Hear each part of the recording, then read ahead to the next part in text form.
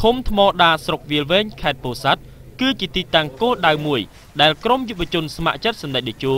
នឹងចុះវាស់វែងដីធ្លីផ្ដល់កម្មសិទ្ធិជូនប្រជាពលរដ្ឋដោយទទួលបានការអនុញ្ញាតពីឯកឧត្តមហ៊ុនម៉ាណិតប្រធានសម្របសម្រួលយុវជនស្ម័គ្រចិត្តសម្ដេចតេជោ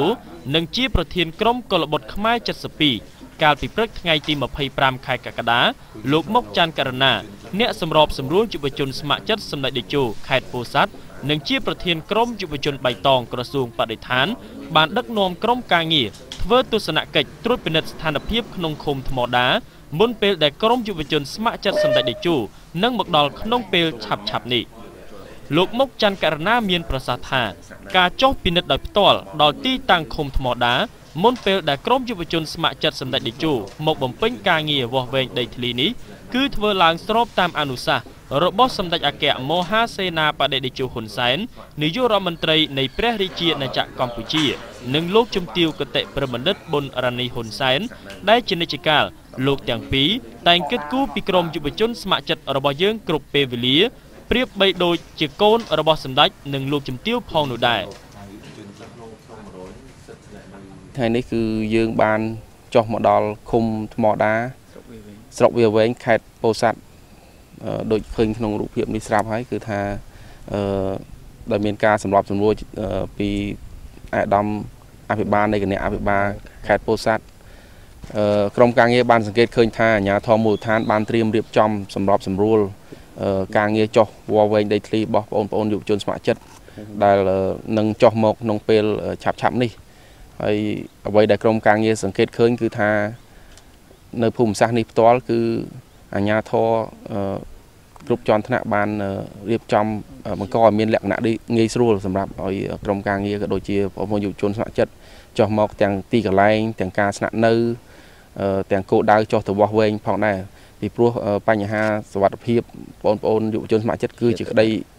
បារម្ភក៏ដូចជាការយកចិត្តទុកដាក់របស់ថ្នាក់ដឹកនាំជាពិសេសសម្ដេចអគ្គមហាសេនាបតីតេជោហ៊ុនសែននិងលោកជំទាវគតិប្រិមនិតលោកទាំងពីរបានយកចិត្តទុកដាក់ដល់យុវជនស្ម័គ្រចិត្តក្នុងការចូលរួមសកម្មភាពវាស់វែងដីធ្លីនេះកន្លងមកនៅក្នុងស្រុកវាលវែងមានក្រុមយុវជនស្ម័គ្រចិត្តសម្ដេចតេជោលេខ104បានចុះបំពេញការងារវាស់វែងដីធ្លីផ្ដល់កម្មសិទ្ធិជូនប្រជាពលរដ្ឋដែលស្ថិតក្នុងភូមិសាស្ត្រភូមិចំការជ្រៃត្បូងឃុំអន្លង់រៀបដែលមកទល់នឹងថ្ងៃទី25ខែកក្កដាឆ្នាំ2012ក្រុមលេខ104សម្រាប់បានលើការងារវាស់វែងចំនួន258ក្បាលដីស្មើនឹង171គ្រួសារ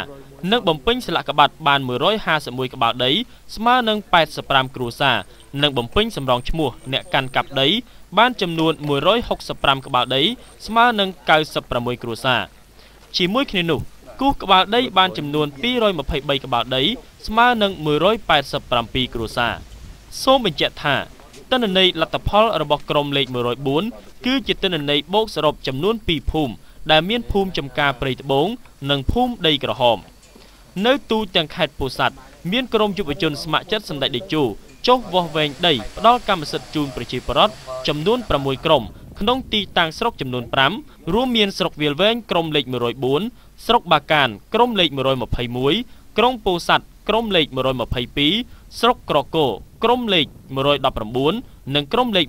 120និងទីតាំងស្រុកភ្នំក្រវាញមានក្រុមលេខ105ខ្ញុំបាទលីនរ៉ាត់ទូរទស្សន៍អប្សរាធ្វើសេចក្តីរាយការណ៍ពីឃុំថ្មដាស្រុកវាលវែងខេត្តពោធិ៍សាត់